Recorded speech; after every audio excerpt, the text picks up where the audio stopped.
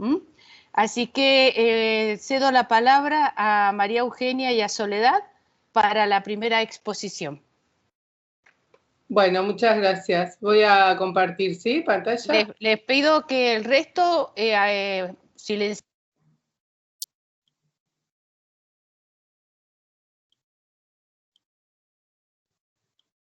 Hola. Hola, Sole, no sale todavía la imagen. Te aviso cuando salga. A ver, ahí. Ahí está. Ahí Bien. va. ¿Se ve bien? Bueno. Se ve perfecto. Bueno, entonces arranco. Bueno, hola a todos y a todas. En esta ponencia nosotras vamos a presentar un proyecto de investigación en curso sobre las transformaciones territoriales producidas en el sur de la ciudad de Buenos Aires en el marco de la política de creación de distritos, ¿no? Y, digamos, en esta línea lo que nosotras estábamos buscando en este trabajo es aportar un poco a la discusión sobre los procesos de renovación urbana en áreas centrales metropolitanas, y en línea con algunos de los debates del último encuentro de la RI, ¿no? Sobre todo los referidos a las mutaciones urbanas en el contexto de reestructuración neoliberal y a los debates sobre centralización económica y dispersión residencial. Sobre todo para contextualizar un poco nuestro caso con las personas que no están familiarizadas con los procesos de nuestra ciudad, la renovación del sur se inició, digamos, en la década de 1990 y se sostuvo en una mirada que tendió a enfatizar la obsolescencia física y funcional del área. Y si bien originalmente se sostuvo sobre todo en intervenciones de activación patrimonial y turística, a partir del año 2008 empezó a plantearse principalmente a través de la creación de distritos económicos. Y en ese contexto se crearon 4 distritos que abarcan gran parte de la superficie del sur.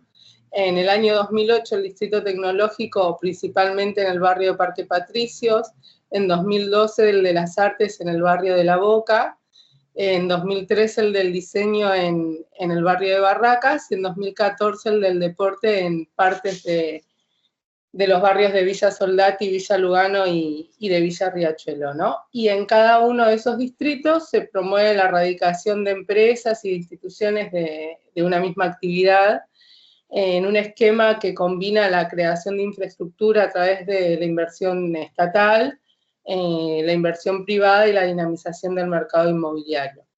Ahora, nosotras encontramos como cierta tensión en el planteo de la política, ¿no? Porque por un lado supone o parte de cierta homogeneización de un territorio que tiene diferencias muy marcadas, ¿no? En función de el proceso histórico de urbanización, los perfiles poblacionales y también de las políticas urbanas históricas y más actuales, ¿no? En cuanto a la distribución de beneficios, de inversiones y de modalidades de intervención. Y también más indirectamente con respecto al tipo y escala de los actores que cada distrito convoca. Y por el otro lado, las industrias creativas vienen registrando un crecimiento significativo, ¿no? Que en el territorio tiene como correlato algunos cambios en los usos del suelo, en el perfil productivo de la ciudad y en la producción de desigualdades. Entonces, en ese contexto, nosotras nos propusimos indagar en los efectos que tuvo la creación de distritos económicos en el sur de la ciudad, haciendo énfasis en las transformaciones urbanas y las formas de integración que se promovieron a través de la política, ¿no? Y en particular, tenemos 3 interrogantes. El primero gira en torno a las transformaciones físicas, ¿no? En realidad al tipo, alcance y profundidad que tienen esas transformaciones físicas.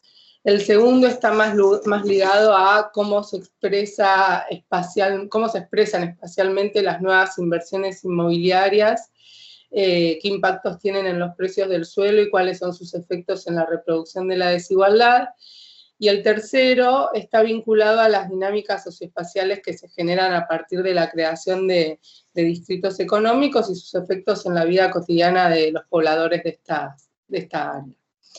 Y específicamente lo que nos interesa ahí es repensar las físicas, sociales y simbólicas a partir de las interacciones cotidianas y las relaciones que los distintos grupos establecen en el territorio. Entonces, para avanzar un poco en este estudio, digamos, sobre todo en el estudio de las transformaciones físicas, con nuestro equipo desarrollamos una metodología propia que está basada en antecedentes de relevamientos morfotipológicos y que comprende básicamente o principalmente 3 pasos, ¿no? Primero, la caracterización de sectores, que son estos que ven marcaditos en azul, en cada distrito en base a las heterogeneidades internas de cada uno de ellos. Como segundo paso, segundo momento, avanzamos en la identificación de manzanas testigo, que son las marcaditas en amarillo, que en cada uno de estos sectores son representativas de las características de ese sector, perdón por redundar. Y en base a esa caracterización conformamos una muestra de 780 lotes, ¿no? Que fuimos relevando in situ a través también de un instrumento que diseñamos con el equipo. Y por último, contrastamos fotos actuales de cada lote con fotos históricas del gobierno de la ciudad, en este caso, de los últimos 16 años. Y bueno, nosotras hicimos nuestro trabajo de campo en 2019 a través de recorridas, observaciones en el territorio y registros, y este año nos dedicamos a procesar esa información y georreferenciarla a través de programas SIG. Y esta metodología, por un lado, nos permitió registrar las transformaciones físicas, ¿no?, producidas en cada una de estas áreas e indagar en las temporalidades de esos procesos, ¿no? Y habilitó, desde nuestro punto de vista, una mirada de la renovación que toma distintas escalas, ¿no? Sector, barrio, distrito, ciudad, y permitió comparaciones entre los distritos y hacia interior, ¿no? Al interior de cada uno de ellos. Bueno, supongo que será el caso de muchas de nosotros y nosotras. Hola, sí. Bueno. Nosotros, nuestro trabajo de campo, bueno, se vio interrumpido por la situación sanitaria de la pandemia, pero en 2021 las otras partes que habíamos contemplado en esta metodología tienen que ver con indagar en la dinámica de precios del suelo a través de fuentes secundarias, y también en este caso nos interesa complementar lecturas sincrónicas y diacrónicas, ¿no?, para construir una mirada de proceso tomando como referencia los últimos 16 años, y finalmente realizar algunas entrevistas etnográficas y observaciones en el territorio para abordar un poco el modo en que la creación de los distritos incidió en la vida cotidiana de la población. Entonces, Euge, si querés te... Bueno, Sole, ahí está. No sé si vos pudiste silenciar tu micrófono, así el resto escucha bien. No, es que, perdón, pero... a ver, sí. Un segundo. A ver, sí, porque así no generamos acople. Ahí está, buenísimo. Bueno, yo voy a retomar la ponencia y voy a presentar la instancia más de resultados, que como comentaba Sole, está pensada para registrar las dimensiones físicas, porque esa es la instancia del proyecto en el que estamos. Entonces, por un lado, hay una escala de análisis que tiene que ver con la comparación entre distritos, que la resolvemos desde estrategias cuantitativas. No voy a entrar en grandes detalles, pero sí presentar algunos rasgos de esas particularidades que han observado cada uno de los distritos, considerando la implementación de una misma política. En ese sentido, lo que vemos, en primer lugar, es una relación un tanto discordante entre los lotes con obra nueva y los lotes en venta, que son predominantes en el Distrito de las Artes, en lo que es venta, frente a los del Distrito del Deporte, que predominan los de obra nueva. Por otro lado, destacó el Distrito Tecnológico en cuanto a la cantidad de lotes desocupados que hemos relevado, de estos 780, y también, la presencia de empresas beneficiarias de esta política del distrito, que en el tecnológico son 280, y es el mayor número que encontramos. Después, analizando un poco las características de ese tipo de obra nueva en los lotes relevados, si lo podemos pensar en términos de profundidad en cuanto a la transformación, vemos que el Distrito de las Artes tiene transformaciones por ahí más incipientes vinculadas a las mejoras de fachada. En el Distrito Tecnológico lo que identificamos son transformaciones de nivel medio vinculadas a operatorias de rehabilitación, y en el del deporte de redesarrollo, que serían como las de mayor envergadura. Por su parte, el Distrito del Diseño observó valores o pesos intermedios en casi todas sus dimensiones. Siguiente, Sole, por favor. Y después hubo otra instancia, otra escala, como señalaba Soledad, de análisis, que ya implicó estrategias de análisis geográfico, de georreferenciación, y la idea era ver cómo se desarrollaba al interior de cada distrito estos procesos de renovación o de transformación. En este caso lo que van a ver es un mismo esquema replicado para los distintos distritos, que lo voy a explicar para que sea más fácil entenderlo. Hay un primer mapa a la izquierda que concentra o que referencia las principales obras públicas implementadas en el distrito, como comentaba Soledad. Bueno, identifica las manzanas tipo, y también identifica las principales amenidades urbanas de ese territorio, es decir, principales líneas de comunicación, infraestructura sanitaria, medios de transporte, principalmente subtes, trenes. Después, por otro lado, hay otro mapa grande, que es el del distrito, que también identifica las manzanas tipo identificadas, y está tematizado con los niveles sociohabitacionales, como para entender un poco esa correlación. Y también, no creo que lo puedan llegar a leer, pero están marcadas las empresas e entidades beneficiarias de estas políticas. En el caso del Distrito de las Artes, lo que identificamos es que la mayoría de las transformaciones inmobiliarias, de las transformaciones tipológicas, operatorias de renovación, dinamismo inmobiliario, así como también las empresas localizadas y la obra pública, bueno, sobre todo las empresas localizadas, se concentran en la zona norte, bien cercano al microcentro porteño. Después hay una segunda instancia, que es en lo que serían las zonas tradicionales, turísticas, como el entorno a Caminito, que tal vez lo puedan llegar a conocer, que ahí no se registraron grandes transformaciones, al menos por las manzanas relevadas, pero sí una gran inversión en obra pública y algunas empresas de las artes beneficiadas. Y un aspecto destacado dentro de este distrito es la gran presencia de operatorias de desalojo. Siguiente, Solé. En el Distrito del Diseño, lo que vemos es que en este caso no hay una correspondencia o no hay una correlación entre estas inversiones en obra pública, en los procesos de transformación y en las empresas instaladas. Las empresas beneficiarias del Distrito del Diseño se han localizado de manera dispersa en todo el territorio, sobre todo, en particular, en la zona sudoeste, como también esa dispersión se dio en lo que hace a obra pública, pero las transformaciones o los lotes con mayor cambio y en procesos de renovación o de densificación se concentraron en las manzanas que están más próximas al barrio de La Boca o a la zona central, que son las zonas de mejor nivel socioeconómico, que son los puntos digamos, más claritos del mapa que está en escala de naranjas, las que tienen valor del suelo más alto y demás. Siguiente, Sole. Y en el Distrito Tecnológico sí observamos... 3 minutos. Perfecto. En el Distrito Tecnológico sí observamos esa correspondencia entre empresas instaladas, inversiones públicas, dinamismo inmobiliario, lotes renovados, que se da o tiene relación con la centralidad tradicional del barrio de Parque Patricios y también con la traza de la extensión del subte.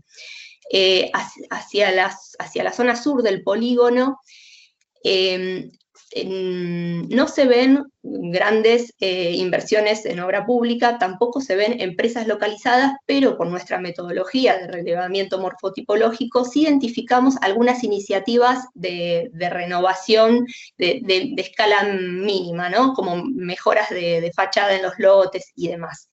Y por último, en el distrito del deporte, gracias, Sole, lo que observamos son dos tendencias. Por un lado, si nos guiamos por las lógicas de la inversión pública, vemos otra escala, inversiones de mayor envergadura vinculadas a grandes proyectos urbanos. Buenos Aires fue en el año 2018 sede de los Juegos Olímpicos para la Juventud, y este sector de la ciudad fue el que albergó los equipamientos urbanos, la Villa Olímpica que se construyó. Entonces, por un lado, hay grandes operatorias de inversión pública, como también hay operatorias de construcción de complejos habitacionales sociales. Y después, por otro lado, identificamos inversiones o iniciativas de renovación motorizadas por los sectores privados, de menor envergadura, en zonas consolidadas, de baja densidad, que son como de menor escala. Gracias, ahí está. Si tenemos que sistematizar hacia algunos principales hallazgos de estos relevamientos, en esta instancia lo que encontramos son que las transformaciones físicas de los lotes, las pautas de localización de los beneficiarios de los distritos y la inversión pública no evidencian una relación lineal o armónica entre sí, ¿no? Como estuve describiendo. Que por otro lado, esta generación de ámbitos de negocios, que es lo que propone en cierta manera la política de distritos como para motorizar una transformación urbana, no estaría siendo la principal explicación de las transformaciones en el entorno construido que estamos identificando, sino que pareciera haber otro impulso por parte del mercado inmobiliario. Y por otro lado, que analizando un poco las trayectorias espaciales que van siguiendo esta lógica de la renovación, encontramos una lógica del desarrollo geográfico desigual que está operando en cada uno de estos distritos, donde las zonas más consolidadas son las que concentran y observan los mayores niveles de transformación, y esa lógica se va perdiendo un poco fuerza hacia el resto de los sectores, como por ejemplo esto se observaba en el distrito del diseño, en el distrito tecnológico principalmente. Y después, por último, otro aspecto que identificamos como hallazgo es que estas formas de la renovación singulares que estamos identificando nos lleva a pensar más en términos de renovaciones en plural y no tanto como un único proceso uniforme, ¿no? Algo que está más vinculado con la trayectoria del territorio, con las resonancias geográficas o rugosidades. Y por último, para terminar, en la última, gracias Sole, algunas reflexiones. Bueno, por un lado es esto, ¿no? Que el sur de la Ciudad de Buenos Aires atraviesa un proceso de renovación diferenciado y que tiende a reconfigurar las desigualdades espaciales en distintas escalas. En esta instancia del proyecto de investigación, como comentaba Soledad, estamos centradas en las transformaciones físicas. Este es un proyecto que está radicado en la FADUBA, que dirigimos con Soledad, que ahora estamos previendo una segunda etapa, que va a continuar el año que viene, donde vamos a incorporar pasantes, estudiantes, y la idea es continuar ajustando un poco esta metodología, avanzando sobre el análisis de los impactos en el valor del suelo de estas desigualdades, e incorporando la dimensión social, que no la pudimos llegar a desarrollar en esta instancia, que tiene que ver con cómo se dan las formas del habitar en este nuevo contexto de renovación diferencial que vienen observando los distritos. Entonces, en esa línea, compartimos dos reflexiones o preguntas que nos llevaron a nosotras a recontextualizar nuestros objetivos iniciales o preguntas iniciales de investigación. Por un lado, si es posible que estas múltiples transformaciones que estamos encontrando en relación a la renovación se proyecten a su vez en diferentes dinámicas de inclusión y exclusión. Y después, por otro lado, cómo influyen estas desigualdades en la dinámica de precios del suelo, y si es posible encontrar un accionar diferenciado entre el mercado inmobiliario y el de la construcción. Bueno, muchas gracias. Gracias por la participación. Y entonces yo cedería la palabra a Jackson Luis Porto, que va a exponer el trabajo sobre el Observatorio de Desarrollo Panamazônico en busca de entender lo regional. Olá, boa tarde. Peço permissão para falar em português, falar bem pausadamente para que eu possa ser melhor compreendido. Meu nome é Jadson Porto, professor titular da Universidade Federal do Amapá, Brasil, e esse trabalho é resultado de meu estágio de pós-doutorado sob a supervisão do professor Newton Marques de Oliveira e a professora Eliane Super, professor Newton Marques de Oliveira, da Universidade Federal de Tocantins, Programa de Desenvolvimento Regional, e a professora Eliane Superti, de Relações Internacionais. Este trabalho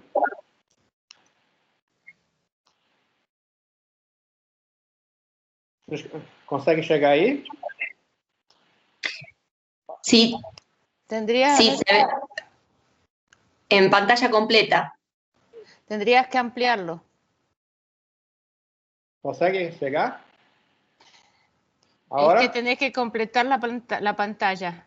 Es decir, no se ve muy pequeño. Eu coloquei agora. E agora? Hasta ahora se ve igual.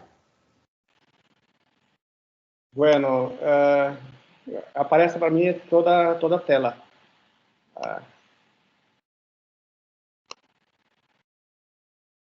Bom, a professora Superti e o professor Newton se encontram aqui no chat, participando do projeto. E agora? Aparece vocês? Todavía no aparece. Não?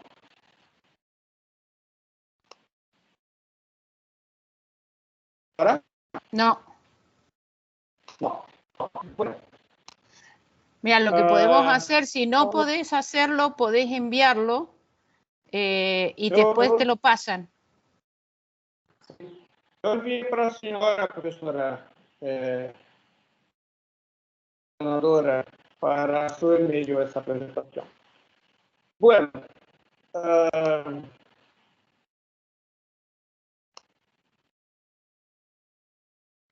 Se escucha muy mal, Jackson, se escucha muy mal. Oi. Eu não conosco muito.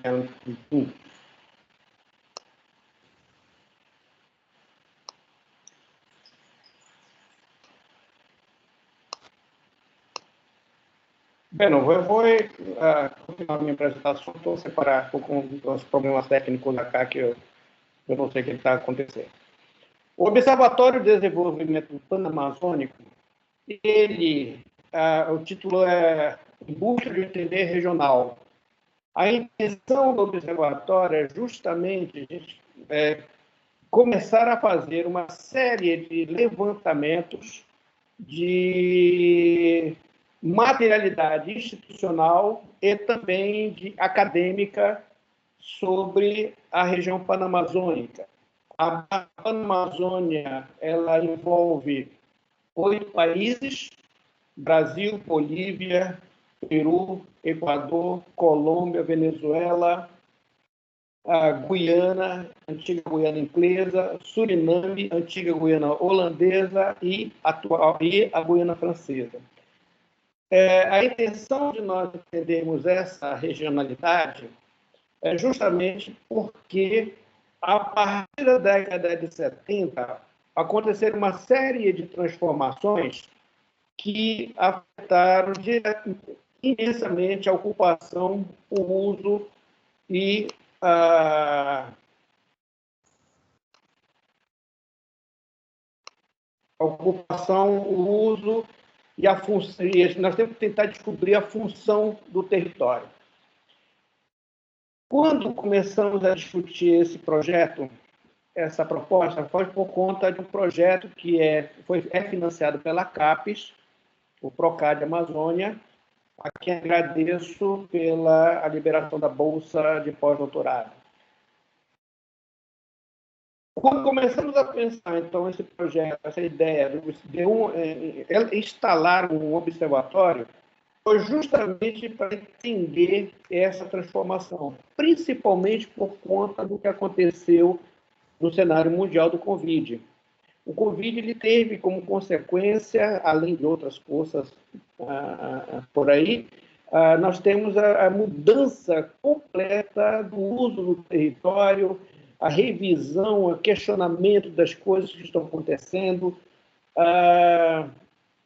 Os territórios tiveram que encontrar novas alternativas e, por consequência, essas alternativas que foram utilizadas precisando entender. Então, quando foi pensado o observatório, nós começamos a tentar entender, primeiramente, o que é um observatório. E, nessa tentativa de entender o que é esse observatório, a dissertação de mestrado de Batista, de 1917, ela identifica 3 tipos de missões que a natureza do território oferece. Inicialmente, uma unidade organizacional, o segundo, um mecanismo ou um processo, e o terceiro, um instrumento. E a partir dessa natureza do observatório, em que a visão organizacional, existe uma institucionalidade. Então, onde os elementos estariam instalados. E a partir da instalação desses elementos, quais seriam as nossas metodologias para trabalhar? Então, nós sugerimos o uso do observatório da ODS, né? Da ONU, justamente para a discussão do desenvolvimento sustentável, justamente para ter uma certa unidade nas reflexões. E à medida que nós fomos aprofundando o trabalho, nessas 3 missões que são abordadas por Batista, são elas: estudos e análises para tomada de decisão, ou seja, só podemos tomar decisão mediante dados e conhecer o que está acontecendo. O segundo, a fazer um acompanhamento tutorial, um monitoramento, ter uma comunicação de informações. Nós fizemos uma série de levantamentos sobre quais são, tem diversos tipos de observatórios que tem por aí. E nós selecionamos 5. A experiência do Observatório das Metrópoles, aqui no Brasil, a experiência do Instituto Mercosul de Estudos Avançados, na Universidade da UNILA, Universidade Latino-Americana, o Observatório de Desenvolvimento Regional, instalado na FURB, no doutorado em Desenvolvimento Regional da Universidade de Blumenau, o OBIFRON, o Observatório das Fronteiras, que tinha aqui no Amapá, e esse observatório foi transformado num programa de pós-graduação em estudos fronteiriços, que a professora Superti é integrante desse grupo.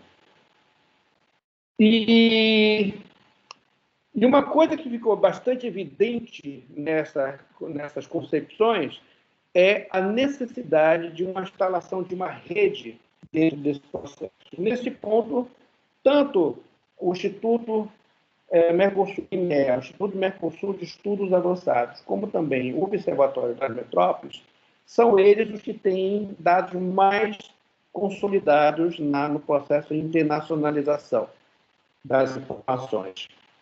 Como a ideia é trazer a discussão um observatório internacional, é justamente entender como se deu esse processo de relação das universidades em rede.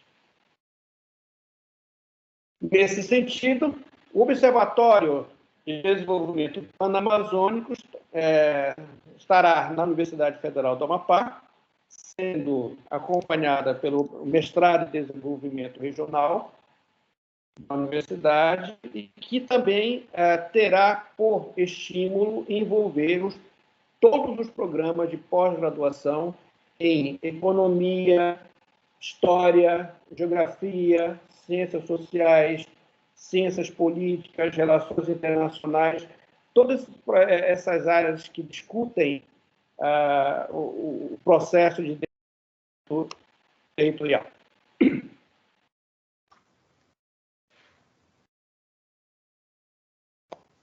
Por que criar, então, esse observatório? É justamente por conta dessa mudança. No caso específico aqui do Amapá, nós somos a única instituição, o único Estado brasileiro cuja fronteira é com a União Europeia. A nossa fronteira é com a França, pela Guiana Francesa. A Guiana Francesa é um departamento ultramarino francês. Não é um país, é um departamento, é um território francês. Então, a maior fronteira que a França possui é com o Brasil. E essa relação que existe nesse processo é único. A nossa relação é uma relação inversa.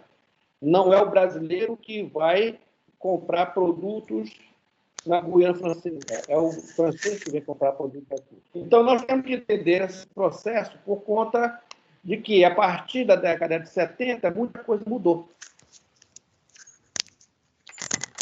Feito isso, já entrando nas minhas considerações finais, esse observatório terá por articulação as unidades administrativas de cada país panamazônico, que, no caso, o Brasil, terá uma grande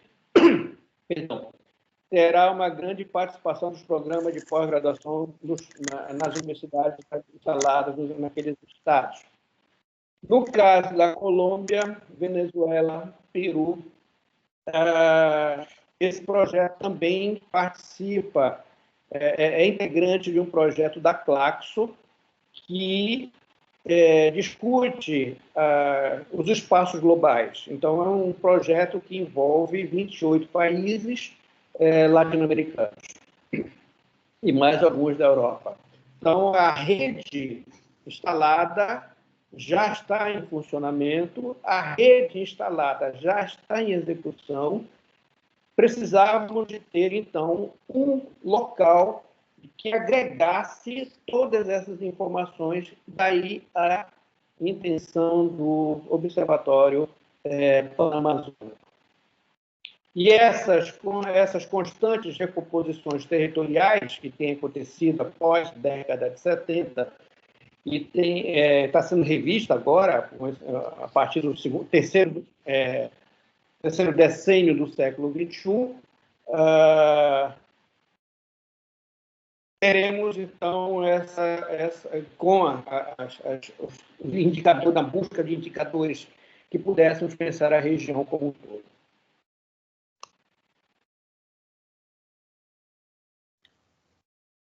Criações e inserções de ajustes espaciais foram constantemente efetuados e executados aqui na região amazônica, seja na construção de rodovias, seja na construção da instalação da rede elétrica, seja na articulação do território. Isso significa dizer que, se esses ajustes espaciais precisam ser revistos por conta da nova configuração territorial que tem sido executado, nós temos, por exemplo, uma influência do IRSA nessa história, e que pouca discussão é feita aqui nessa região.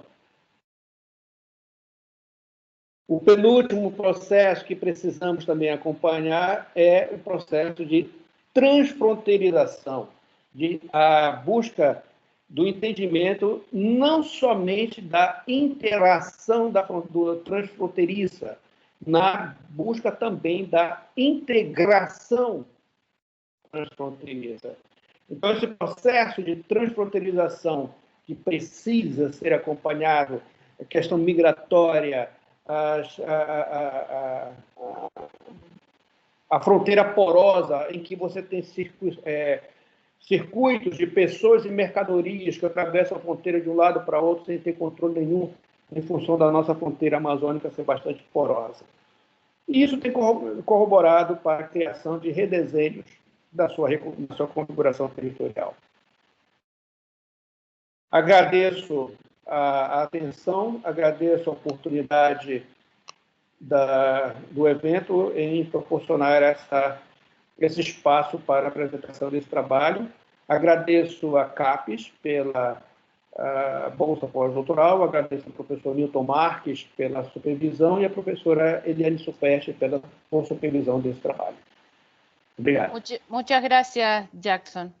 Entonces vamos a proceder a la próxima exposición titulada Distribución del agua del sistema Cutzamala a la zona metropolitana de la Ciudad de México, reflexiones críticas desde la gobernanza. Va a exponer Arturo Venancio Flores.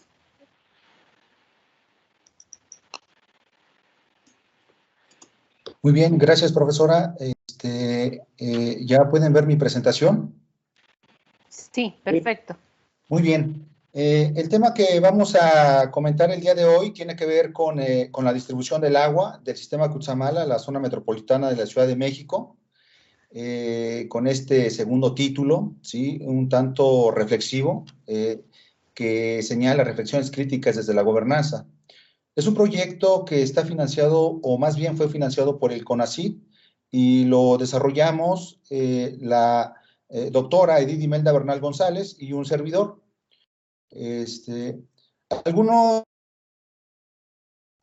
planteamientos reflexivos en torno al tema nos hace que el agua ha sido analizado prácticamente en diversos países con diferentes enfoques, diferentes metodologías, ¿sí? Para tratar de profundizar en la importancia del análisis, el cual vamos a reflexionar ahora, hay un libro que publicó el profesor Pedro Jacobi, titulado 12 problemas del oro azul. Entonces, este libro justamente metodológicamente tiene los elementos sustanciales para seguir en la discusión en torno a las problemáticas del agua. El sistema Cutzamala está operando desde hace 37 años y surge desde el estado de Michoacán, pasa por el estado de México y abastece a 2 millones de habitantes de la zona metropolitana de la Ciudad de México. Su construcción inició en la década de los 70s y es uno de los sistemas que ha generado mayor injusticia en torno al tema del agua. En este sentido, el objetivo de esta investigación es analizar críticamente desde la gobernanza los procesos territoriales y sociales que han influido en el desarrollo del sistema Cutzamala para la distribución del agua a la zona metropolitana de la Ciudad de México. Aquí ustedes pueden ver en este gráfico la distribución. Surge todo desde la presa de Tuxpan, pasa por la presa del Bosque, aquí en la presa de Valle de Bravo, ¿sí? Todo esto lleva y conecta hacia Villa Victoria, pasa por la ciudad de Toluca, capital del Estado de México, por Lerma y llega justamente a la zona metropolitana de la Ciudad de México. Bueno, aquí está todo esto, este análisis, esta investigación se realiza en el Estado de México, ¿sí? En el centro del país. Aquí nosotros al final vemos la cuenca de Valle de Bravo, que es la cual hemos analizado ya desde hace 10 años. Ahora el proyecto en el cual estamos incursionando, ahora presentamos desde estas reflexiones lo que da pauta, ¿sí?, a los elementos estructurales, elementos sustanciales o principios de la gobernanza para tratar de profundizar aún más y llegar al tema de la hidropolítica, ¿sí?, visto con la gobernanza. Bueno, conceptuación sobre gobernanza. Voy a ser breve, traté de recuperar las principales ideas en este esquema. Creo que en torno al tema de la gobernanza y la gobernabilidad ya nos ha quedado claro, hay distintos trabajos que hablan al respecto. Se definieron elementos estructurales o principios, como lo denominan algunos otros autores, principalmente los trabajos de Pedro Jacobi, Josep María Pascual, Klaus Frey, cooperaron a la construcción de estos principios. Hay un trabajo muy interesante de Francisco Porras, del Instituto Mora de la Ciudad de México, ¿sí?, que también analiza justamente los alcances que que este concepto puede tener ya desde una visión territorial. Entonces, dos conceptos muy fundamentales para entender la gobernanza, el poder y las instituciones, ¿sí? Las reglas del juego siempre serán importantes en las relaciones de distribución del agua potable, y en ese sentido, pues, dos conceptos que nos permiten reflexionar un concepto muy importante, que es la gestión de las redes. Creo que este es uno de los términos que nos ha llevado y nos ha detenido en la investigación sobre gobernanza, porque es complicado definir estas relaciones de los actores, prácticamente por los intereses que tienen cada uno de ellos y por el poder que representan en la red, ¿sí? Este concepto nos permite reflexionar un concepto que quizás nos ayuda a darle ese énfasis territorial, y es el de redes de políticas públicas, ¿sí? Nosotros recuperamos las redes de políticas públicas como herramienta de análisis, y en este sentido pasamos al segundo cuadro, ¿sí? Donde nosotros presentamos los actores que intervienen en la gobernanza, estos tres sectores, en los que podemos distinguir que hay una diversidad, siempre va a existir ello, metas y relaciones, los actores buscan siempre un objetivo en la red, y la dependencia o interdependencia entre los actores, ¿sí? Todas estas relaciones de los tres sectores, pues está dominado el concepto de poder. En este sentido, los recursos con los que cuentan los actores en la red, los cuales los hemos denominado como político, normativo, financiero, humano, cognitivo y legitimidad, son con los cuales nosotros analizamos las relaciones de poder en los actores. Y algo que nos ocupa en la investigación es tratar de territorializar estos actores, ¿sí? Bajarlos de esta parte abstracta, de la cual nosotros nos hemos apoyado en distintos software para modelar redes de gobernanza, es tratar de aterrizarlo hacia el territorio, ¿sí? Esto me recuerda algunos trabajos que se mostraban en el Laboratorio de Planeación Territorial en la Universidad Federal de Bueno. En torno a las transformaciones del paisaje natural y cultural en Valle de Bravo, que es uno de los que mayormente hemos revisado, desde 1930 hasta el 2019, ¿sí? Que ha sido el cohorte que nosotros hemos trabajado, voy a presentar algunas imágenes tratando de responder por qué la gobernanza del agua. Bueno, el tema surge en torno a que en esta zona de Valle de Bravo, como pueden ver en la primera imagen de 1938, al fondo nosotros podemos ver el plan, el cual era una zona altamente agrícola y que permitía comercializar productos en el centro del país. Posteriormente, ya en 1940, se da una autorización de construcción de la presa, ¿sí? Ya para 1956 tenemos la presa ya, o esos terrenos agrícolas ya inundados, ¿sí? Hay una baja presencia urbana y predomina aún la población de primera residencia. Ya para el 2019 nosotros podemos ver una urbanización que ha producido gentrificación, ¿sí? Creo que el primer trabajo que hemos escuchado ha profundizado en torno a ello, y en ese sentido, el tema es prácticamente gentrificación, pero visto, sin perder de vista el tema de la gobernanza del agua, nos llevó a reflexionarlo porque el proyecto surge con una promesa, y esta era dar empleo a la población de primera residencia. Sin embargo, en el trabajo de campo, tal como lo señala Rhodes, ¿sí? Ese trabajo etnográfico fundamental, pues nos encontramos que la población ha migrado. Hoy podemos decir que el 95% de la población que vive en Valle de Bravo es población de segunda residencia, principalmente de la Ciudad de México. Y el 5% de la población, pues es población nativa, que prácticamente ha quedado ya a zonas marginadas.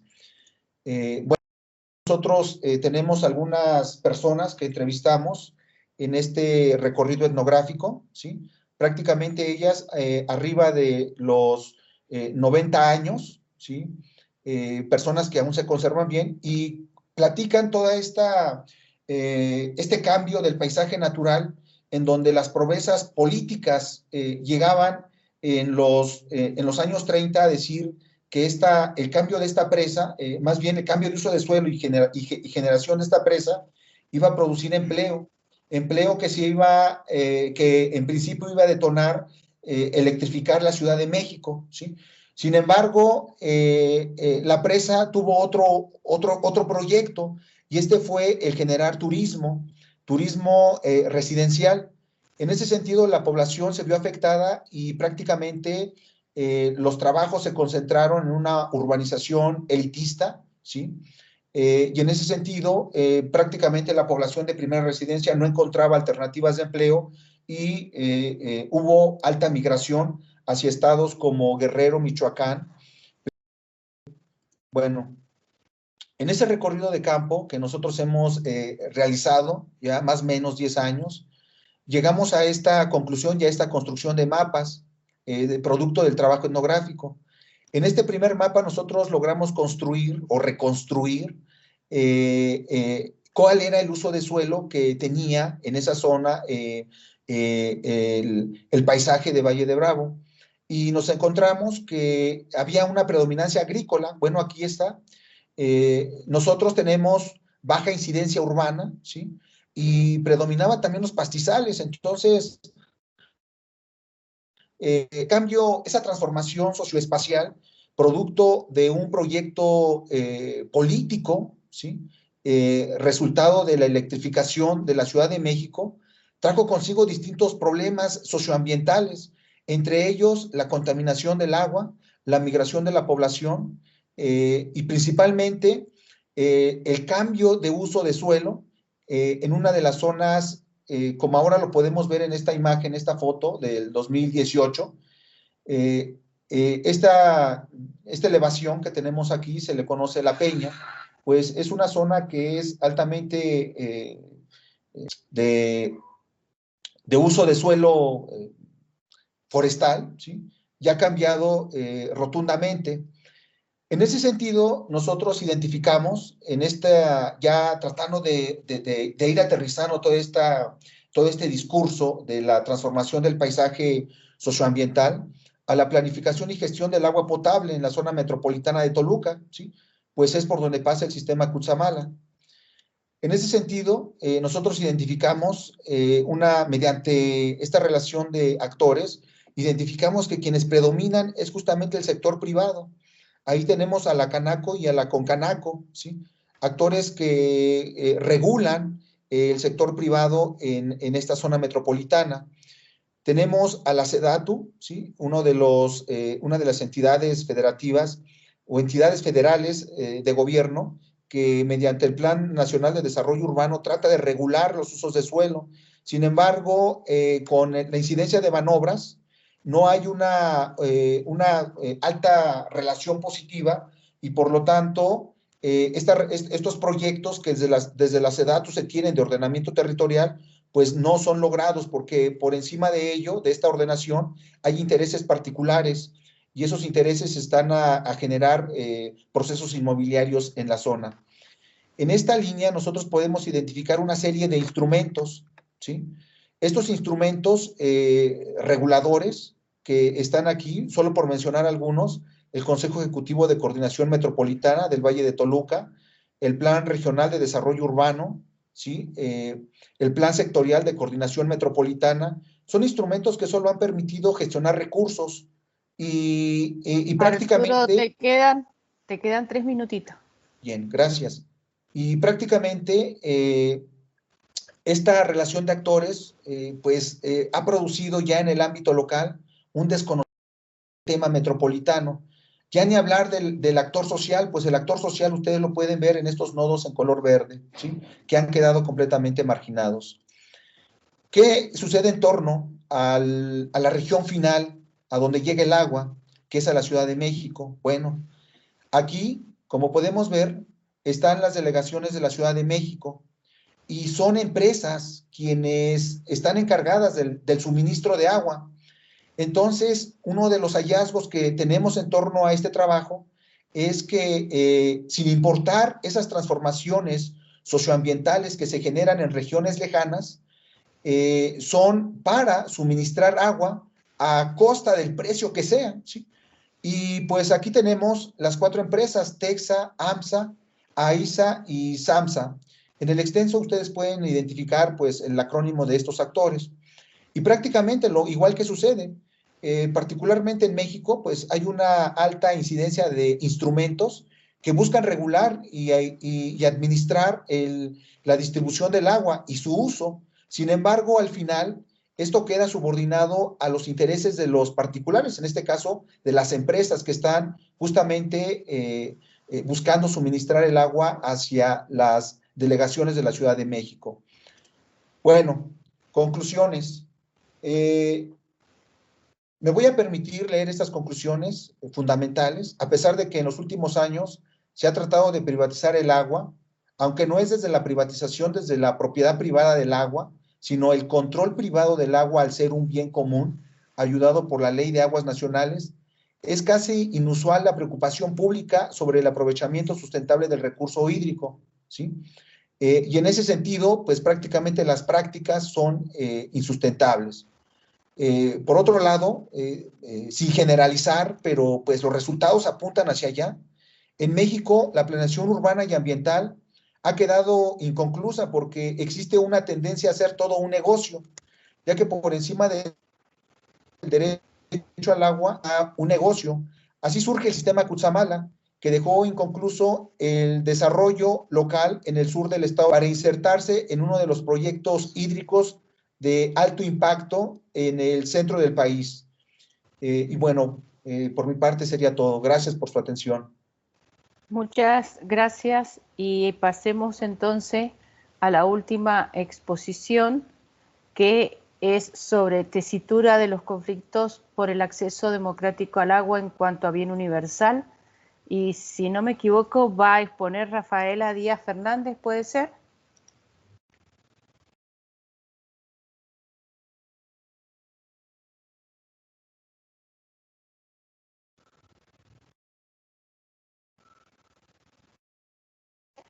Rafaela, ¿estás presente?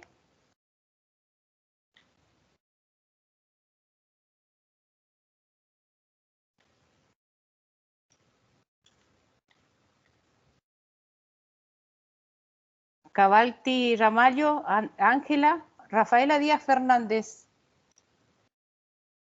Al principio estaba Rafaela.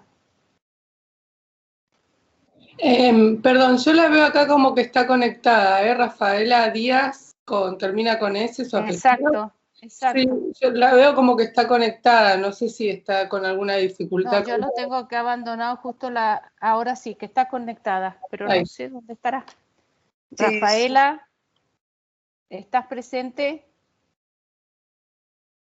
A lo mejor ha tenido dificultades. Si quieren, comenzamos. Rafaela, ahí está. ahí está. Bien.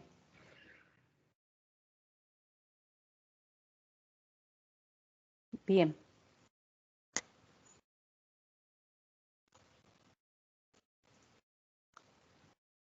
Rafaela, ¿nos escuchas?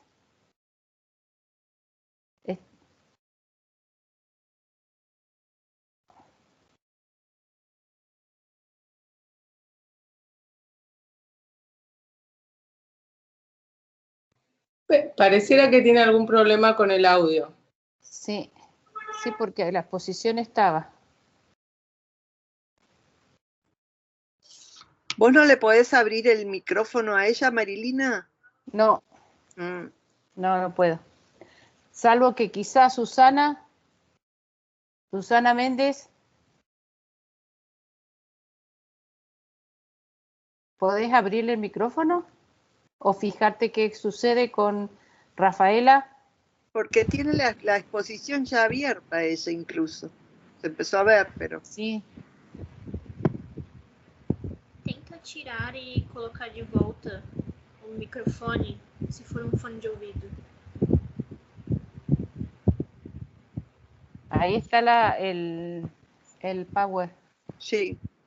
Pero no logramos escucharla.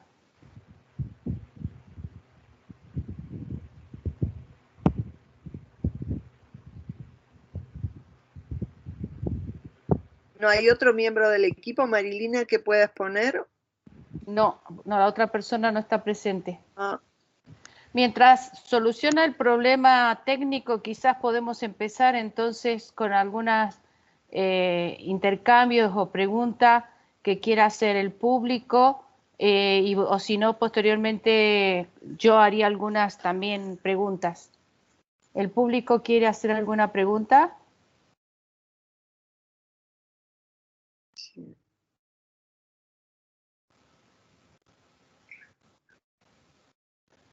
A ver si logra instalarse.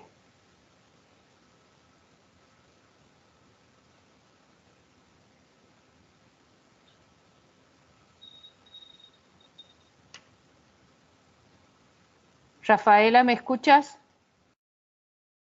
Susana, ¿pudiste conectarte con Rafaela?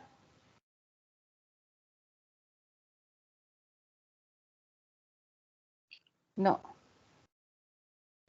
Bueno, yo creo que para poder aprovechar el tiempo que tenemos disponible mientras soluciona el problema Rafaela, sería importante que comencemos un poco a intercambiar opiniones sobre las distintas exposiciones, porque si bien tratan temas diferentes, existen algunos puntos de contacto.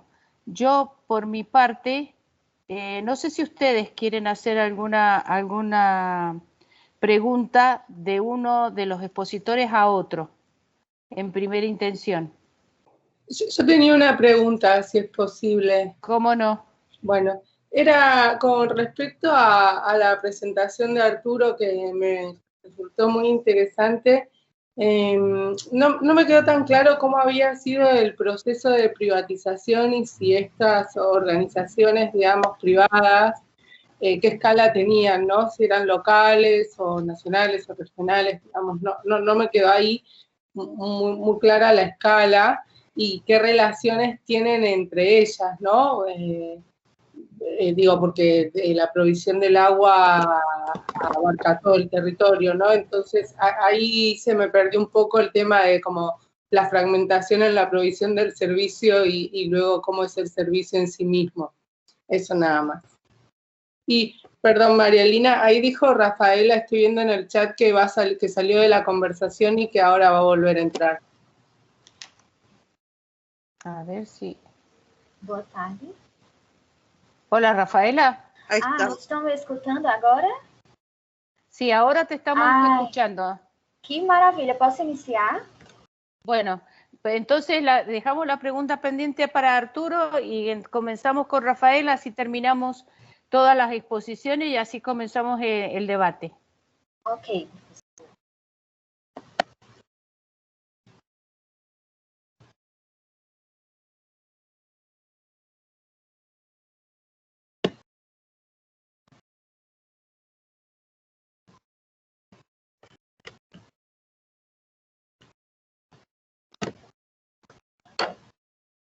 Primeiramente, perdão por esse transtorno. Gostaria de justificar a ausência da professora... Ahí está la presentación, perfecto. Y te escuchamos. Ótimo. Maravilha, perdão por esse transtorno. Quero justificar a ausência da professora Ângela. Ela está em uma banca e aí ela não pôde estar conosco nesta tarde. Mas esse trabalho é resultado da minha pesquisa de mestrado, do projeto também que a professora Ângela faz parte, e traz como título, né, a tessitura dos conflitos pelo acesso democrático à água enquanto bem universal. O nosso objetivo foi analisar os cenários de constituição de conflitos, tendo em vista o acesso, qualidade e distribuição da água para a população como direito democrático. E, nessa perspectiva, redesenhando o sujeito de direitos como sujeito cidadão. Para esclarecer um pouco a nossa localidade, estamos aqui na Paraíba, e Areia é um município daqui, ele fica próximo a Campina Grande, tem uma área territorial de cerca de 266 mil quilômetros quadrados, e ela foi inserida em 2017 no mapa do semiárido, tendo em vista o clima atípico que temos aqui no Nordeste, também na Paraíba, que tem períodos de seca e um período de chuva irregular. Então, ele foi inserido e essa inserção do município no semiárido traz alguns benefícios para os agricultores, para a comunidade que necessita justamente dessa água para sobreviver, para uso de subsistência. E no caso do município de Areia, que foi o nosso local de estudo, ela possui uma adutora conectada ao açude Saulo Maia, que fica no perímetro rural do município. E ele tem como objetivo abastecer a zona urbana. E eu trouxe aqui algumas fotos, só para vocês terem uma ideia da localidade. Areia é um município muito importante para o Brasil. Ele está uma cidade histórica e ela tem muitas belezas a se mostrar, mas também tem muitos problemas, como como é normal. Aqui eu trouxe para vocês uma ideia de como é o açude Saulo Maia, a extensão dele. Ele tem uma capacidade máxima de cerca de mais de 9 milhões de metros cúbicos. Atualmente, ele está operando com 56% da sua capacidade máxima. E esse motivo é justamente por conta da distribuição, assim podemos dizer, irregular da água nesse município, nessa localidade. Eu trago para vocês aqui um gráfico que mostra justamente esse processo, né, do esvaziamento desse açude ao longo dos anos, desde 2016 até agora, em 2020, ele vem diminuindo ao longo dos anos, tendo em vista o seu uso. Isso foi retirado da AESA, né, a nossa Agência Estadual das Águas, que disponibiliza todos os dados. Eu trago aqui a reflexão de Castro, que para nós foi muito importante na nossa pesquisa. Ele fala justamente apesar dos enormes esforços empreendidos, o objetivo de melhorar o acesso das pessoas à água potável e às boas condições sanitárias ainda não foi alcançado. E por isso que é importante esses nossos estudos, esse olhar justamente para essa problemática. Trago para vocês algumas coisas que impulsionaram o estudo para a localidade, foram os protestos. Pessoas se mobilizaram justamente na época tinha o açude, mas não tinha a adutora no município, e eles queimaram pneus, eles fecharam a cidade para que, de fato, as autoridades pudessem olhar para esse povo. Trouxe alguns referências dos protestos. Depois disso, do ano 2015, em 2016, foi instalada a adutora, e aí começou a abastecer o município de Areia na zona urbana. Trago para vocês essa reflexão de Isolde, que foi muito utilizada no nosso trabalho. Ela fala dos conflitos, né? E esses conflitos, eles denunciam as contradições. E as vítimas, justamente, são aqueles menos favorecidos, aqueles que estão em localidades realmente complexas, em situações de vulnerabilidade. São essas pessoas que sofrem o impacto da ausência de uma governança da água nas localidades. E aí, temos o acesso à água nesse pequeno gráfico que eu trago para vocês, que mostra, né, as implicações do acesso à água, da dificuldade pelo acesso à água. O que é que tem aí? Nós temos fatores econômicos, nós temos fatores sociais, nós temos a irregularidade das chuvas, nós temos fatores tecnológicos, e tudo isso é em virtude de quê? Exceto alguns climáticos, como a chuva, a gente não pode muitas vezes dizer com qual frequência que ela vai acontecer aqui, mas em contrapartida nós temos a falta de gestão participativa, que contribui para o acesso irregular à água, contribui para que a água chegue de maneira irregular nas localidades. Nós temos também retirada de água por agricultores e até o uso por condomínios que estão localizados próximos das barragens. Toda a problemática que envolve o município de Areia tem esses aspectos. Tem aspectos daqueles mais favorecidos que acabam usurpando do direito daqueles menos favorecidos. E aí, existem diferentes interesses nesse acesso à água. Existem os interesses dos atores sociais, dos atores institucionais, e tudo isso está envolvido nesse processo do acesso à água. E, mais uma vez, trago uma citação de Castro, que ele fala sobre a participação cidadã, que ela é frequentemente entendida como boa vontade, justamente esse ato de questionar, de lutar pelos seus direitos. E esse não é um problema novo, e na maioria dos casos ele pode ser observado que essas lutas sociais, elas vêm acontecendo justamente para que, de fato, possa acontecer uma governança da água. E essa governança, essa luta por essa governança da água, ela vem de uma longa data. O nosso trabalho, ele teve como aspectos metodológicos um estudo de caráter descritivo exploratório, uma pesquisa qualitativa, entrevistamos agentes sociais, entrevistamos atores sociais, institucionais, aplicamos entrevistas semi-estruturadas e a observação não participante para poder ter uma amplitude maior daquela problemática naquele cenário. Como resultados, os resultados apontam para a problemática que cerca a ineficiência de ações essenciais para garantir o acesso universal, equitativo e de qualidade da água. Esse problema não se limita aos locais que convivem com a escassez hídrica. O município de Areia, como vocês puderam observar, o açude Saulo Maia tem capacidade máxima de 9 milhões de metros cúbicos, mas ele só assiste atualmente a zona urbana, enquanto a zona rural, comunidades quilombolas, pessoas que estão localizadas ali na zona rural, eles não têm a água de maneira encanada nas suas residências, e muito menos o saneamento básico. Então, é um problema bem maior do que podemos imaginar. Os resultados também evidenciaram que, mesmo os atores sociais expressando que a ausência de uma gestão participativa e de um olhar justo para a população, que esse é um dos motivos para a eclosão de conflitos, essa ausência do olhar das instituições justamente para as pessoas, para a comunidade em geral. E os atores, eles exercem sua cidadania da forma que conseguem. E uma das formas é justamente através dos protestos, reivindicando os seus interesses, mobilizando para que eles possam ser ouvidos. E a gente traz essa citação de Campos e Fracanza, quando ele diz que, em decorrência da situação de desigualdade social no acesso aos recursos hídricos, e para uma boa governança da água, ressalta-se o papel fundamental da integração entre políticas públicas e no sentido de se minimizar essas disparidades socioeconômicas que são observadas tão claramente nesse cenário. Eu trago para vocês um pouco do cenário rural.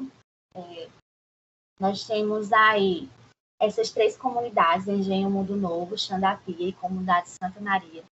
Nós temos aqui na coluna esquerda, como vocês podem olhar os fatores sociais e ambientais que estão ali, que causam esse conflito, os atores que estão envolvidos, os atores institucionais também, e todos os conflitos que foram observados nessa localidade, nessa zona rural, nesse local. E é interessante observar que essas comunidades, elas se mobilizam, elas têm o papel de um líder ali para justamente esse líder ir reivindicando os interesses da comunidade em si, mas eles se unem para juntos poder de forma coletiva buscar a ajuda para a sua comunidade.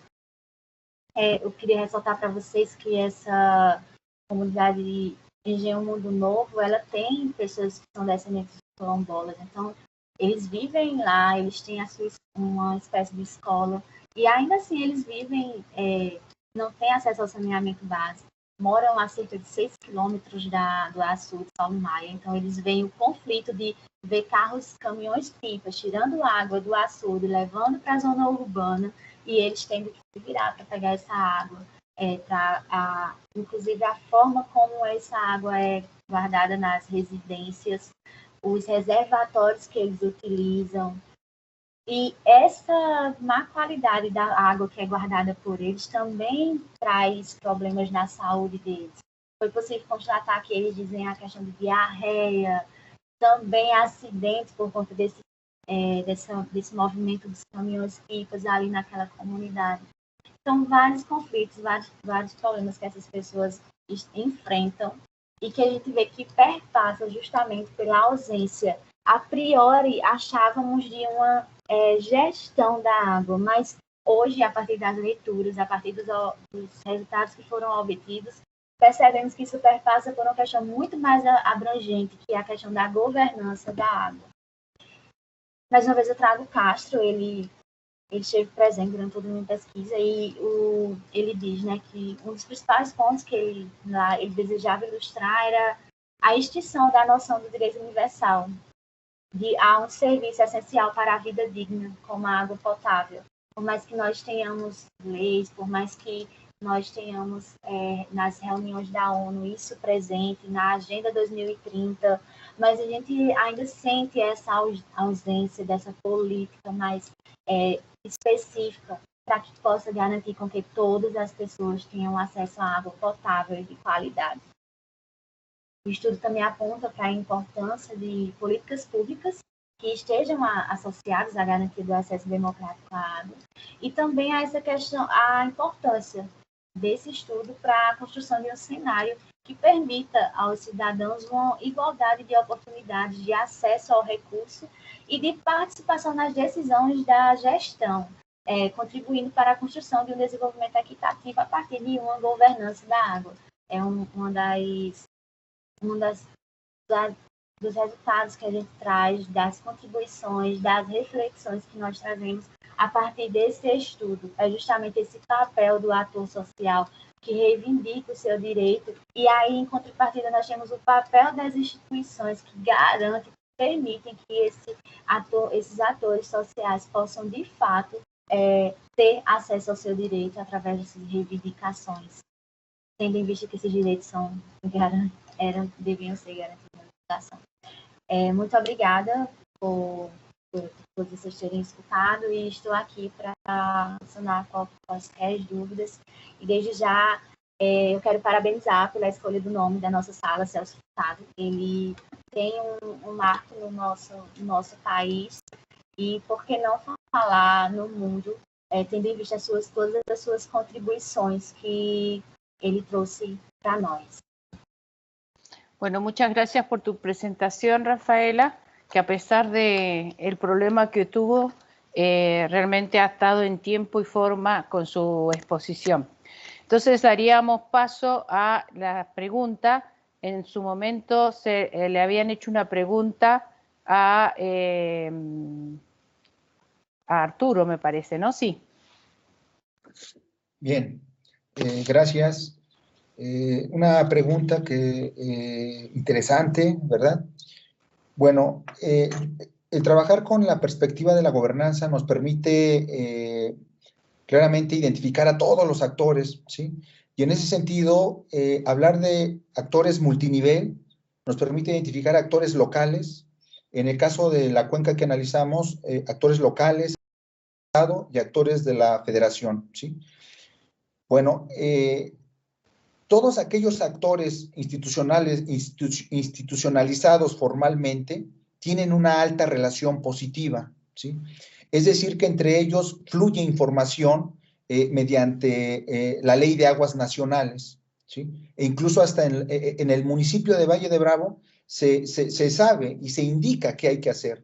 Sin embargo, desde el Consejo de Cuenca de Valle de Bravo, ¿sí? se tiene pues conocimiento de la Ley de Aguas Nacionales. Sin embargo, esa relación positiva con los actores organizados, como son los ejidatarios, trucheros, agrícolas, es decir, todos aquellos que tienen incidencia más en las actividades económicas locales, pues son los que padecen esa Ley de Aguas Nacionales. ¿Cuál es la razón? Pues dejarles menos agua para que toda el agua que se concentra en la presa de Valle de Bravo se lleva hacia la Ciudad de México, ¿sí? Y mencionaba en esa red de gobernanza que había establecido que son 4 empresas, ¿sí? Las que priorizan y demandan que así sea por la política regional del agua. Hay una perspectiva interesante que ahora estamos recuperando, que es la región hidropolitana, ¿sí? Relacionado con la hidropolítica, y esto nos permite identificar claramente, pues, cómo estos actores locales, incluso algunas comunidades indígenas alrededor de la presa de Valle de Bravo, nunca han tenido agua, ¿sí? Entonces, esta justicia en torno a la disponibilidad del agua, como se señala en uno de los papers de Cluster, en torno a los conflictos del agua, pues son por múltiples razones. pero la que nosotros logramos identificar, pues es por estos nodos de poder. Entonces, estos actores informales, mediante sus reglas consuetudinarias, pues tienen amplios conflictos, ¿sí? Porque son subordinados y de cierta manera castigados, si así pudiese quedar claro cuál es el sentir de estos actores, pues por la ley de aguas nacionales. Entonces, en realidad, ese alcance de ley de aguas, pues no es funcional, y prácticamente, pues estos actores locales no tienen ni voz ni voto, e incluso ni en el Consejo de Cuenca de Valle de Bravo. Entonces, son dos dimensiones: los actores formales y las instituciones formales y las instituciones informales, las cuales las formales son las que predominan y son las que regulan, y en ese sentido priorizan la distribución del agua para alimentar a regiones lejanas, y en este caso áreas urbanas grandes, como es la Ciudad de México. Bien, muchas gracias. No sé si quedó alguna pregunta relacionada con ese mismo tema para Arturo. Sí, yo tengo una pregunta. Klaus. Klaus, sí. Perfecto. Primeiro, Arturo, é um prazer te revê-lo. Eu tenho uma pergunta, sim, em relação ao seu conceito de governança e a sua aplicabilidade. E como você utiliza esses critérios, né, que você apresenta aqui: construção coletiva, democracia, liderazgo, né, liderança, articulação das políticas públicas. Pela impressão que eu tive, é uma estrutura muito mais dominada pelas empresas privadas. Qual tem uma estrutura bastante consolidada em nível institucional dos atores estatais. Qual é o papel da sociedade, de fato, da sociedade civil, como ela atua e tem possibilidades de influenciar as decisões que são tomadas nesse âmbito? Talvez eu possa já continuar com uma pergunta para a Rafaela, que vai na mesma direção. É também em relação à questão da participação. A Rafaela comentou que a princípio não tem participação popular, mas tem lutas, manifestações da população, né, para reivindicar o direito à água. Minha pergunta a Rafaela seria: qual efeito tiveram essas manifestações em termos concretos? Por exemplo, teve impacto nas eleições municipais recentes? É um tema que tem capacidade de influenciar a política municipal desta região? Obrigado, seriam minhas perguntas. Muchas gracias. Arturo, ¿puedes empezar vos a contestar? Muy bien, profesor Klaus, un gusto verlo. El uso del concepto de gobernanza que nosotros estamos trabajando, pues es un concepto construido a partir de posiciones teóricas que priorizan esta visión territorial.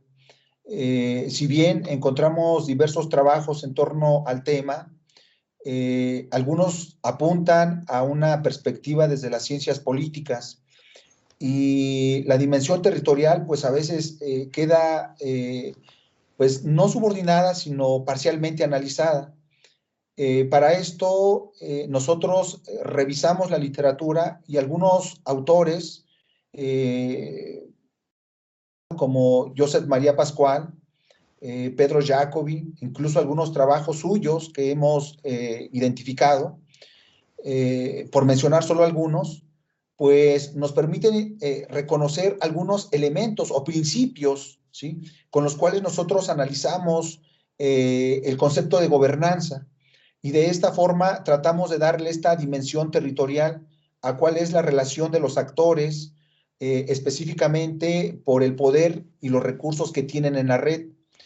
Hay un trabajo que menciona Eva Sorensen y señala que en las redes existen actores intermitentes. Entonces, mediante este concepto de poder, logramos identificar pues, la influencia que estos actores tienen, sobre todo en comunidades locales.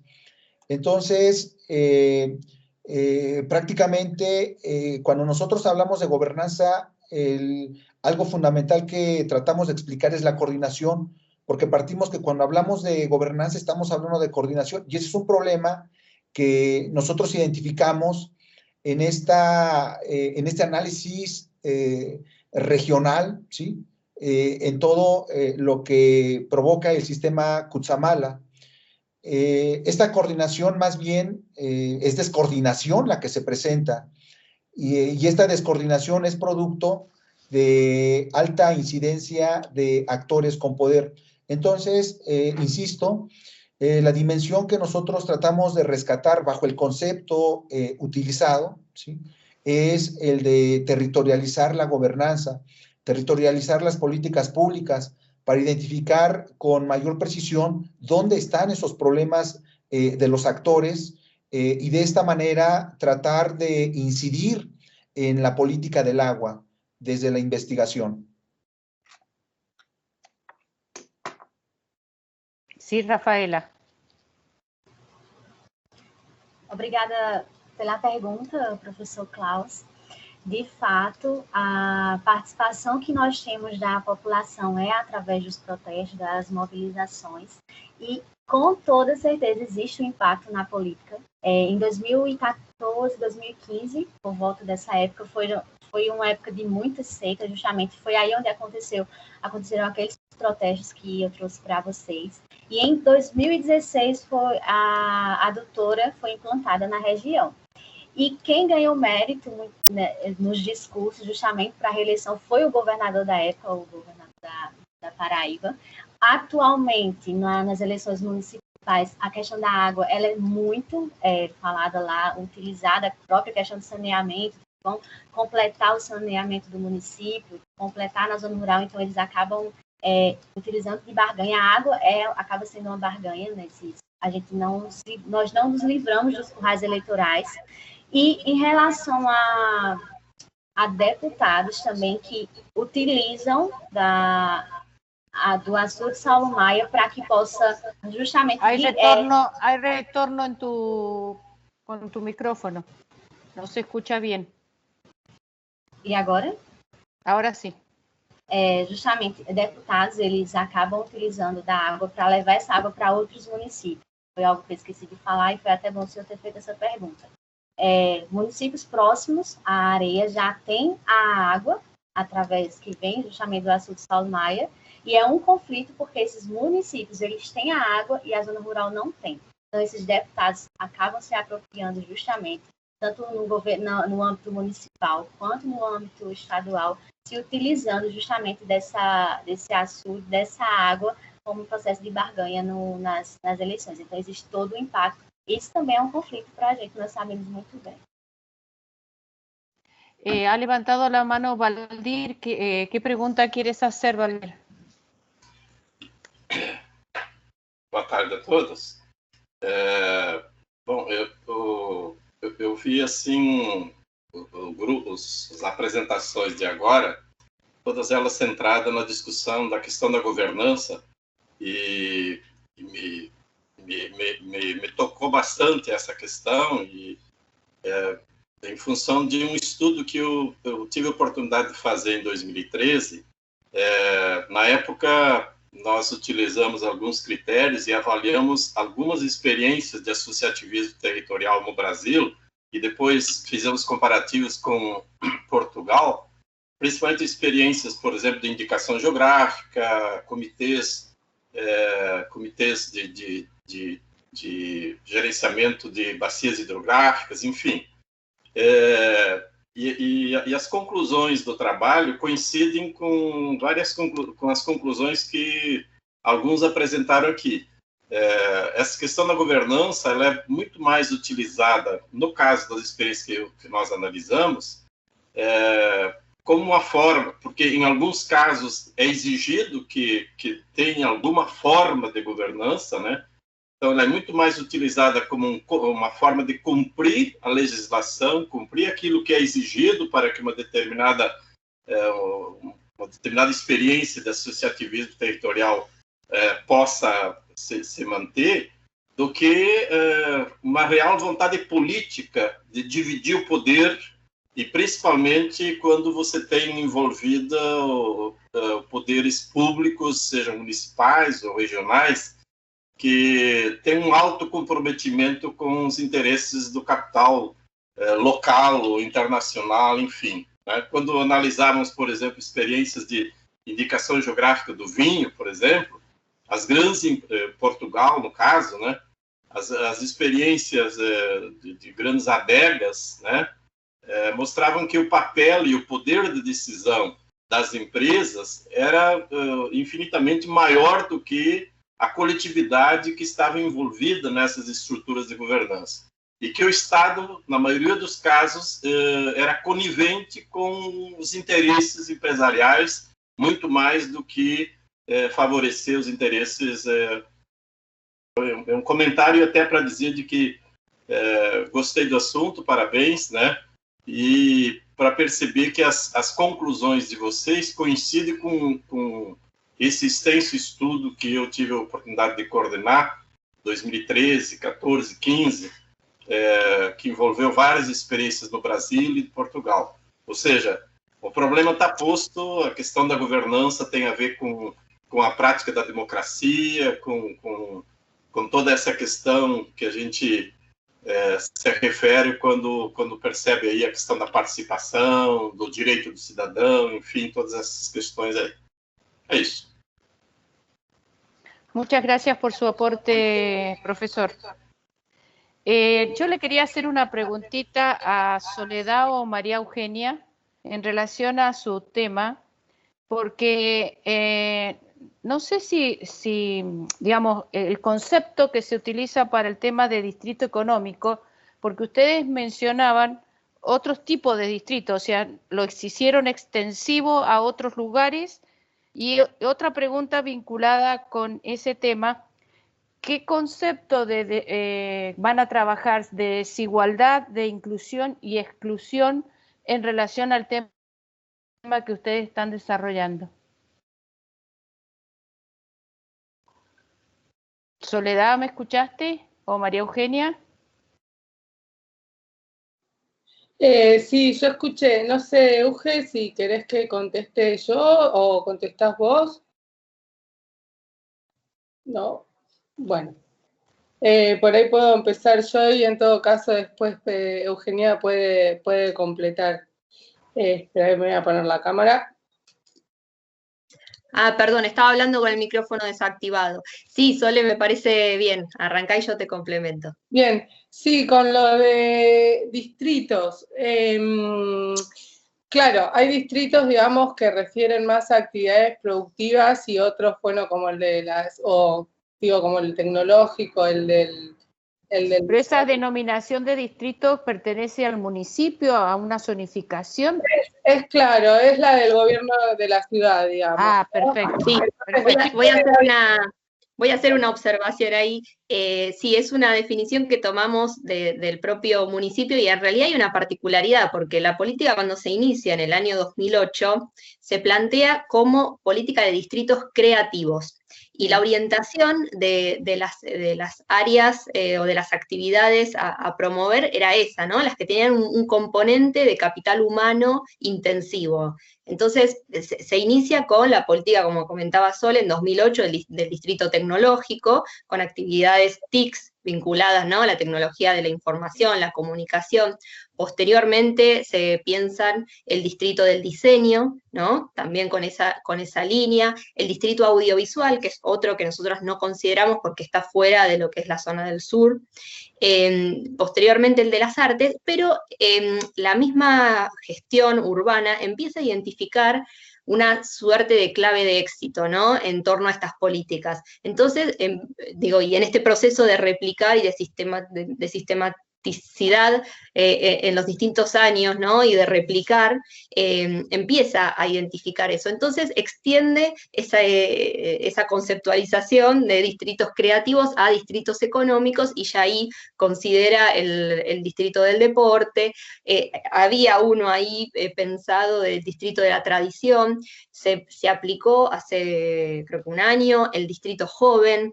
Entonces, realmente la potencia del concepto empieza a perder un poco en pro de los impactos territoriales que empieza a dar. Te dejo, Sole, pero que quería hacer esa observación. No, está perfecto. Y después con respecto a las desigualdades, bueno, esa es la parte que nosotras todavía desde el plano más social nos quedó pendiente, ¿no? Pero a nosotros lo habíamos problematizado desde la noción de habitar, de Duo y Gilia, porque nos gustaba mucho en el sentido de que nos abría muchas posibilidades para ver, digamos, cómo se vive subjetivamente el territorio, ¿no? Y incluso, bueno, finalmente de eso no hemos podido hacer nada todavía. Nos interesaba aplicar por ahí alguna metodología vinculada al rastreo de las movilidades, ¿no? Nosotras, un poco la política, o desde el gobierno de la ciudad, se moviliza mucho la idea de mixtura social, ¿no? Y sobre todo en todo el sur, pero hay un énfasis muy fuerte, por ejemplo, en los barrios de la Comuna 8, ¿no? Que son los que tradicionalmente concentraron mayor cantidad de villas y de conjuntos de vivienda social, ¿no? Entonces, esta idea de que a partir de estas políticas van a venir grupos nuevos y que esos procesos de mixturación se van a modificar las relaciones. Y en realidad lo que nosotras vemos, por ahí a partir ya de nuestros trabajos más individuales, pero que también esperamos encontrar en este proceso más colectivo, es que el tipo de contactos, digamos, entre la nueva población, si es que llegó, porque tampoco en todos los casos es visible, y la que estaba en los barrios, se da en un marco de relaciones sociales que son muy desiguales, ¿no? Entonces, digo, cuando se habla de la integración y que por ahí hay procesos que generan nuevas fuentes de trabajo, bueno, pero son fuentes de trabajo muy precarias, ¿no? Digamos, en ese sentido, o sea, partimos de una idea de cuestionar un poco, o al menos problematizar esos sentidos de la integración que se movilizan a través de la política, ¿no? Que pareciera como que se va a resolver todo el problema histórico de la desigualdad en la ciudad de Buenos Aires, al menos desde los discursos. No sé, Euge, si querés ampliar un poco. Creo que fue súper claro. Sí, también comentar que este proyecto viene un poco como continuidad de lo que fueron nuestras tesis doctorales, ¿no? Entonces hay varios antecedentes de investigación. Bueno, Sole trabajó principalmente en la Comuna 8, yo trabajé en el Distrito Tecnológico y los impactos socioterritoriales derivados de esa iniciativa de renovación. Entonces venimos compartiendo un marco teórico, ¿no? Con distintos objetos de estudio. Yo particularmente también lo trabajé desde el enfoque de la segregación, ¿no? Y entender esas propuestas, esas iniciativas de mixtura social como incentivando que a la larga o en definitiva terminan promoviendo dinámicas de microsegregación, un poco en lo que señalaba Soledad, ¿no? Y un poco poner en discusión si esta proximidad física se resuelve o implica una mayor integración en términos sociales. Pero bueno, es un trabajo que nos quedó, o sea, es una instancia de la investigación que vamos a avanzar con mayor fuerza en el 2021, esperemos, si la situación de crisis sanitaria nos lo permite. Así que bueno, es como dice Sol, estamos con esos marcos teóricos, ¿no? Con el habitar, un poco con la metodología de las movilidades, pero bueno, es algo que estamos definiendo, ¿no? Bueno, muchas gracias por su aporte. Y una última pregunta que yo le quería hacer al profesor Porto en relación al observatorio que está planteando, porque no me queda claro si, cuál es el objetivo central que tiene ese observatorio y cómo van a identificar, siendo países que, si bien tenemos cosas en común, muchos de países de América Latina, hay en otros aspectos que son diferenciados. Entonces, ¿dónde se va a concentrar la atención en ese observatorio? Ok, muito obrigado pela pergunta. Bom, a primeira coisa, nós temos um problema que nós temos aqui na Amazônia é a falta de informação. As informações estão muito dispersas. Então, no momento quando essas informações estão dispersas, a gente não consegue concentrar e entender e dialogar com o outro. Aqui no Brasil existe uma faixa de fronteira, por exemplo, que vai desde aqui do Oiapoque até Chuí, são 11 mil quilômetros, e que essa faixa de fronteira não dialoga entre si. Então, o que é produzido no Amapá, o Rio Grande do Sul não conhece. O que é produzido no Rio Grande do Sul, o Amapá também não conhece. Estou dizendo só em relação à fronteira. A mesma coisa acontece em relação aos países amazônicos. Os países amazônicos não estão dialogando entre si. Então, as informações são muito precárias, são dispersas. Então, a ideia, o objetivo desse observatório é justamente fazer essa agregação dessas informações, que já era para ter sido feito desde a década de 70. Tá? Hoje, com os programas de pós-graduação existentes aqui nos estados brasileiros, como também alguns, com os nossos vizinhos, também a ideia, o objetivo é fazer essa aproximação acadêmica entre esses programas. Tá? Então, precisamos dialogar, precisamos conversar, precisamos trocar informações sobre isso. Então, essas diferenças que a senhora comenta, por exemplo, precisamos ter um norte. Então, por enquanto, qual é o norte, qual é a metodologia que nós estamos sugerindo? É da ONU. Y en ese proyecto hay como un participante por país. ¿Cómo se van a organizar? Não, ¿En una forma de una red? É uma forma de uma rede. Uma forma de uma rede. Hoje, o mundo está sendo trabalhado em rede. Exactamente. O mundo está trabalhando em rede. Então, nós precisamos também aprender a trabalhar em rede. Sí, es todo un desafío para poder hacerlo, sí es cierto eso. Por consequência, não é de curto prazo, é de longo prazo. Estou falando a coisa assim de... Então, não vai ser amanhã que eu terei um resultado nesse sentido. No mínimo 10, 15, 20 anos. E com isso, professor, a gente começa a montar também uma série de pesquisas. Porque tudo tem para ser pesquisado aqui na região amazônica. La elaboración de indicadores va a ser a posteriori, una vez que hagan como ese relevamiento de información básica. Sim, tem que ter base. Se não tiver base, não adianta nada. Quantos projetos a senhora conhece de política pública que são elaboradas sem ter o conhecimento básico? Muita. Então se para nós aqui, que é a fronteira, que tudo é distante. Tá? Uma viagem entre Belém e Manaus, de barco, são 7 dias de viagem de barco. Muitas vezes a gente pensa que é próximo, mas não é, é distante. Bien, Arturo Venancio levantó la mano.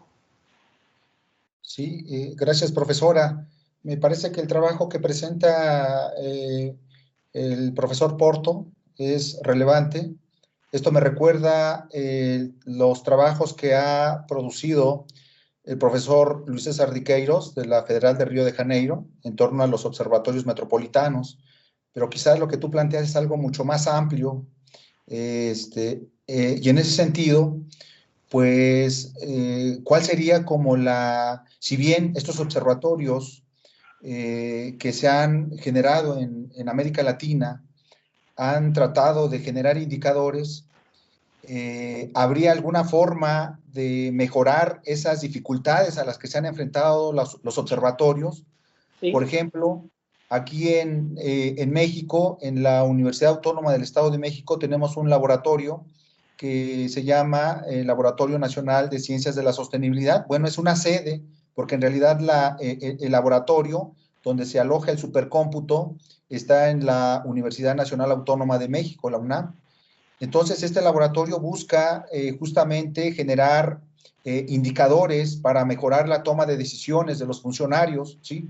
A través de la investigación se busca eficientar estratégicamente ese vínculo entre la universidad y la parte pública para tratar de fortalecer esas decisiones. Sabemos que como investigadores no resolvemos problemas, pero sí con nuestros trabajos tratamos de dar alternativas de solución y que estas decisiones traten de ser más acertadas, pues creo que en torno al agua, en torno a la movilidad, en distintos sectores, América Latina ha sufrido diferentes caídas, ¿no? Entonces, me parece interesante este laboratorio que propones y pues me gustaría que compartieras más información al respecto. Sí.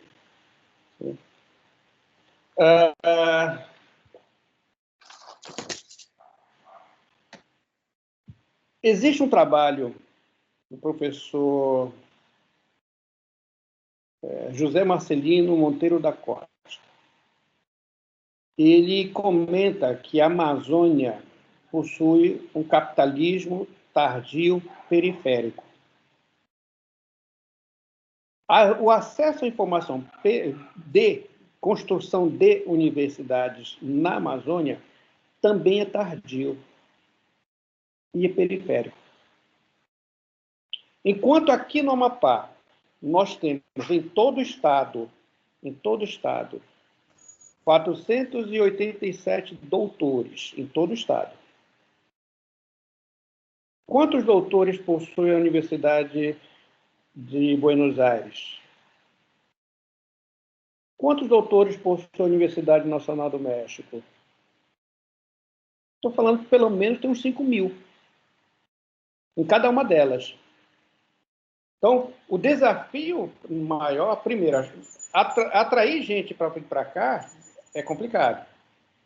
Massa crítica é complicado. Então, só tem uma alternativa para nós, aqui da Amazônia. É criar massa crítica aqui, com os programas de pós-graduação aqui, com os indicadores daqui.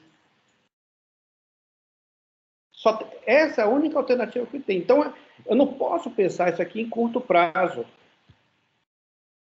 Eu não posso pensar isso.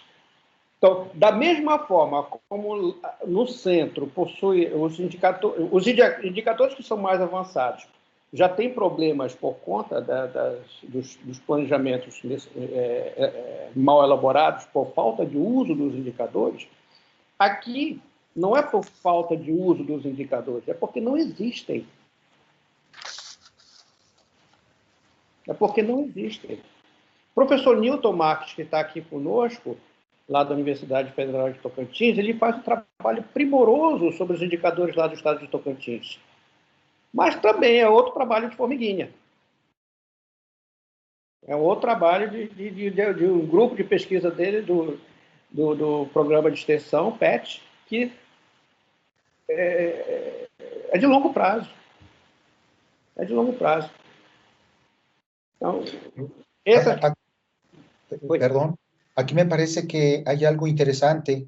Esta sociedad del conocimiento, acabas de mencionar algo importante y me parece que eso rescata lo que está sucediendo, al menos en América Latina. Creo que en otros contextos europeos se ha tratado de reforzar, pero es pensar hacia dónde estamos orientando nuestros posgrados, ¿sí? Esto me recuerda un texto de Pedro Pires sobre los posgrados en América Latina, hacia dónde estos posgrados de de índole en la investigación o profesionalizantes se están generando.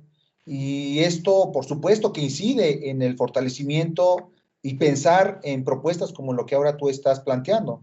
Un observatorio que genere, que probablemente en algún momento va a generar indicadores, pero ante ello, pues, la pregunta concreta es, ¿cuáles serían estas estrategias de funcionamiento de este observatorio, dadas las experiencias en América Latina en torno a los observatorios? ¿Qué lo hace diferente? ¿Qué va a hacer en términos de innovación? Eso creo que son temas que hay que reflexionar para que se haga mucho más atractivo, por ejemplo, para estancias de investigación de estudiantes, ¿no? Sim.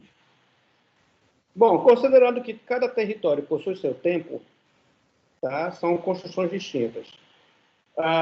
Uma situação que nós temos que ficar bem atento é, muito bem, eu vou começar a elaborar um indicador. E aí, eu vou fazer o que com ele?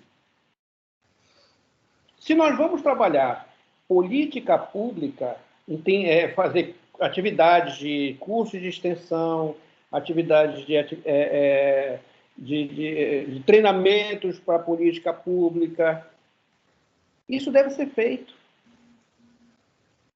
Isso deve ser feito. Então, o observatório que nós estamos sugerindo aqui não é um agregador de indicadores. Não é. Isso é uma parte dele. Depois, tendo esses indicadores, muito bem, eu vou fazer o que com eles? Primeiro, eu tenho que ter uma unidade de todas essas aqui. Ou, pelo menos, entender como esses indicadores é trabalhado lá na Venezuela. Onde podemos avançar e onde podemos adequar. Mas não basta ser um repositório de dados estatísticos, não basta ser um repositório de literatura, colocar na internet, todo mundo vai... Não basta isso. Eu tenho que ter isso, eu tenho que ter treinamentos para a sociedade, eu tenho que ter treinamentos para o setor público, porque uma coisa que aconteceu aqui, Arturo, muitos municípios aqui da Amazônia perdem dinheiro porque não sabem elaborar políticas para serem encaminhadas para os ministérios. Onde é que a gente tem? Quem é que deve fazer esse negócio desse? São as universidades. São as universidades. E se tiver inserida a pós-graduação nessa história, melhor ainda. Porque aqui o trabalho, na pós-graduação, a gente acaba gerando conhecimento. Eu tendo indicadores, eu tendo massa crítica, eu tenho geração de conhecimento. Por isso que o observatório que estamos sugerindo aqui não é somente o agregador dessas informações. Ele é muito mais que isso. E outra, tem que ter conectividade internacional. Não somente da Amazônia. É interessante como muitos brasileiros, eu não sei no caso do México ou está na Argentina, mas muitos brasileiros querem fazer mestrado e doutorado na Europa, nos Estados Unidos, no Canadá, na Austrália, no Japão. Mas nós temos aqui na América Latina universidades excelentes. A UNAM, por exemplo, é uma delas. Uma delas. Bueno, yo les agradezco el aporte y debido al horario que tenemos, que queda poco tiempo porque nos están invitando a participar en esa mesa que incluso va a ser extensiva de lo que estamos hablando. Sí. Yo daría por finalizada la reunión y yo les agradezco mucho los aportes de todos porque me parece que ha sido muy importante incluso este ejercicio de intercambio que se generó a partir de las exposiciones de ustedes. Muchas gracias. Muchas gracias. Arturo, muito obrigado. Hasta luego, que estén muy bien. Hasta luego, muchas gracias. Hasta luego. Nos vemos. Chao, muchas gracias. Chao, muchas gracias.